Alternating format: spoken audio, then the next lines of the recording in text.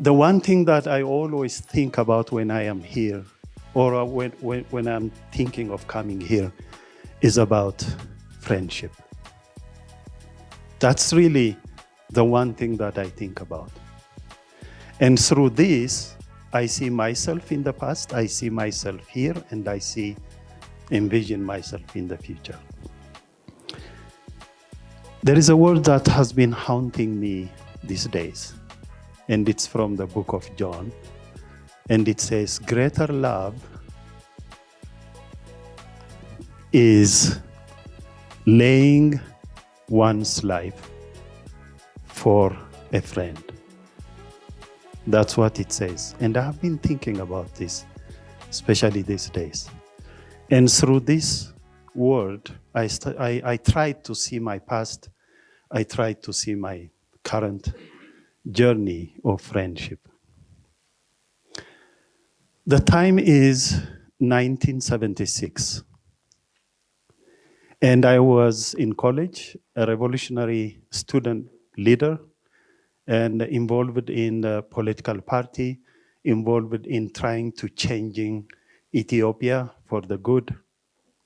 But at some point during this period, and there was a brutal military dictatorship at the time. And I went to clandestine because I couldn't work my revolutionary work, normally, because that government, 150 of us, including myself, posted our photos all over the nation, and by saying wanted by treason. So I had to go clandestine, meaning I could only work night times, not daytime. But one day, to meet a friend, I went to a cafe right in front of the university. That cafe is still there. And while waiting my friend there, suddenly the police forces and people from the army and the intelligence of the government occupied that cafe, and just took us, maybe 50, 60 of us, and put us to jail. And in the evening, a certain people from the police came to our jails, and they came, long story short, they came to the place where we are jailed, and they started calling names so that they would take those names, those people, and in fact, later on, they killed them right away, shoot them. So they started calling our names, and at some point they called my name. And while I was, almost stepping out, saying it's me, somebody from behind said, it's me. And I turned around and I said to him, what are you doing? And he just stepped out and he said, on the way, just shut up. And then he got out. And they took him, and with others, they shot him on the spot.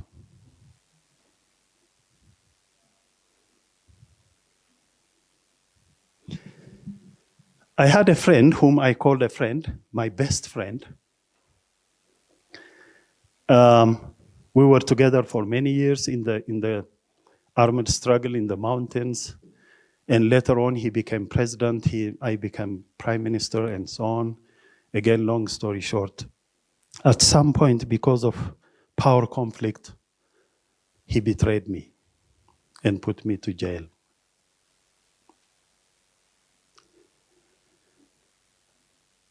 After I came out of prison, I have got friends.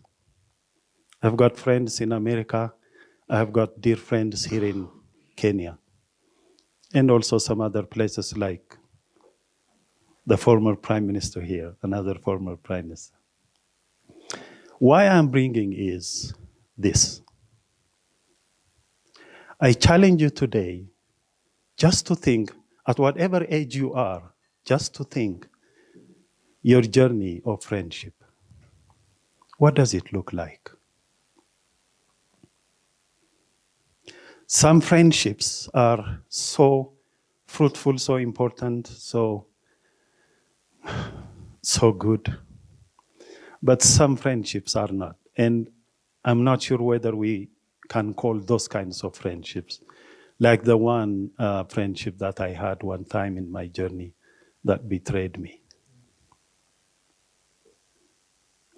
But greater love is about laying one's life for a friend.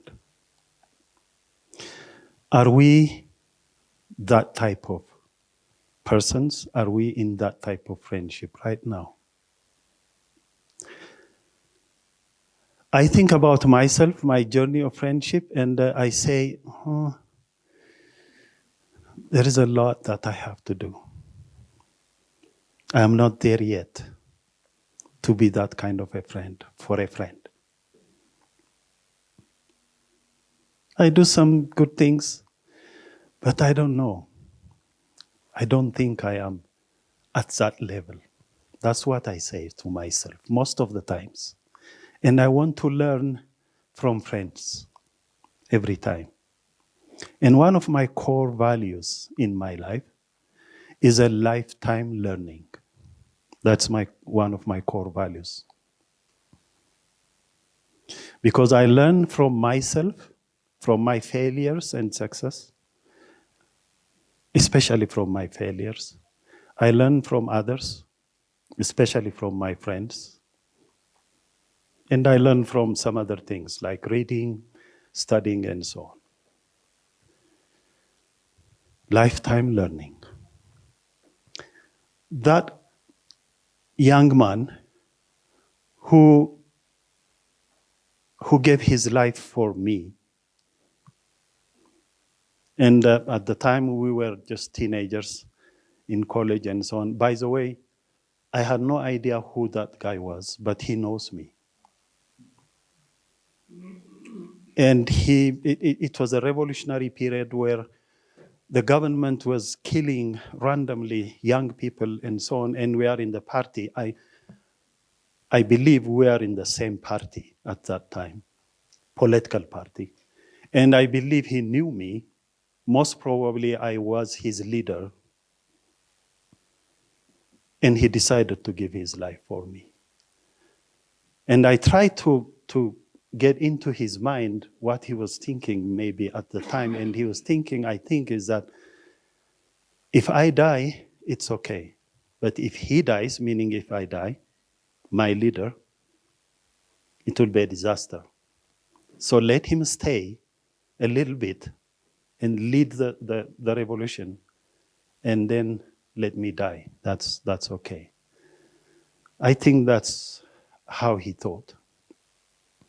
Well, laying one's life for your friend ultimately means laying your own life, of course, instead of your friend, if it comes to it. But it's not only that. It's about, it may be about sacrificing your time for your friend. And I have friends now, both here in Kenya and in America. When I call them for something that I urgently need, they drop everything and they respond to my call. I know that. And it can be sacrifice in money. And I have friends, and I have had friends, that when I get into problems and ask them, they immediately share whatever they have with me. I have those kinds of friends. When I get into problems, in a difficult times, I have friends that I call, and they say, I am there with you.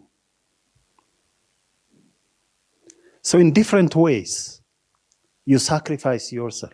In time, in advice. I have friends who gives me advice, very useful advices. So I know the fruits of friendship in many ways. So sacrificing. The ultimate one is with life. But there are many ways of sharing your love to your friends. Again, I ask you to see where you are in this friendship journey. Because that is a central part, in fact, of the message of Jesus. Love your God and love your neighbor, love your friend, right? That's a central part of the message of Jesus, the mission of Jesus. It's of course, he of course showed us what friendship means by giving his life for us. One more thing, and I'm done, and I'm going to call my friends here. In the state where I was, in Colorado State, there is a high school that my daughter went through. Now she's not there. Of course, she graduated and she's no more there. But that's a high school that she passed through. And sometimes I go to that high school, and because I wanted to be with young people of the school, and to share them my experiences. So sometimes I go there and I take classes.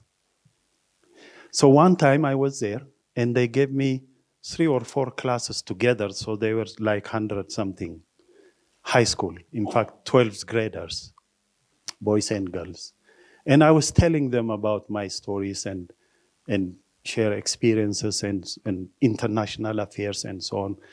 Whatever questions they have. And at some point, I brought this issue of giving one's life for somebody else thing.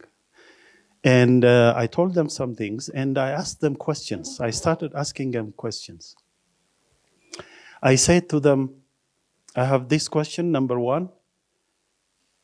Are you ready to give your life for your dear friend if you are asked to? And those of you who say yes, raise your hands.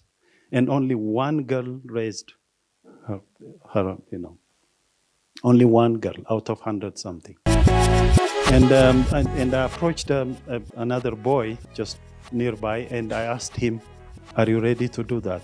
And he immediately said, hell no.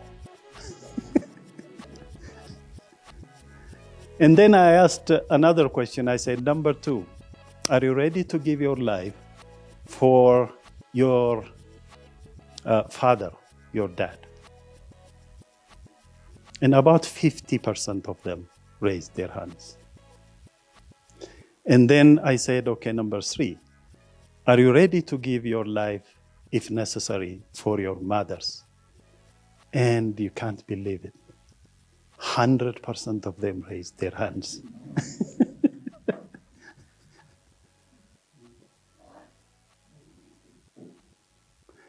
Laying one's life for a friend.